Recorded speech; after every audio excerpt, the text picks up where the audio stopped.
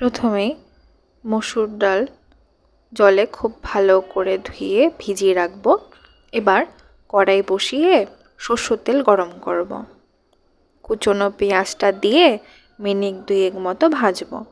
এখন টমেটো, আদা, লঙ্কা, নুন, হলুদ আর ভাজা জিরের গুঁড়ো দিয়ে কিছুক্ষণ কষবো।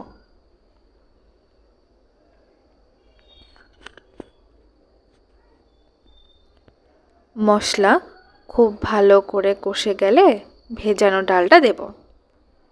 নেড়ে মিশিয়ে গরম জল দিয়ে ঢেকে রাখবো। মিনিট 10 পর ডাল ভালো মতো সিদ্ধ হয়ে আসলে অন্যদিকে গরম তেলে শুকনো লঙ্কা, জিরে, কয়েক কোয়া রসুন আর কাশ্মীরি লঙ্কার গুঁড়ো দিয়ে ভাজবো।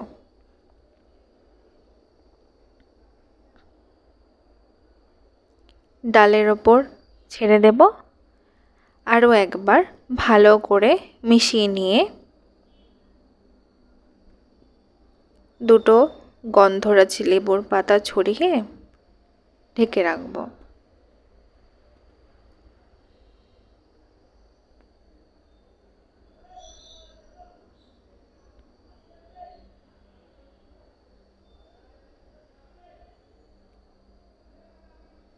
এবার গরম গরম ভাত, ডাল আর আলু ভাজা, ব্যাস আর কি লাগে।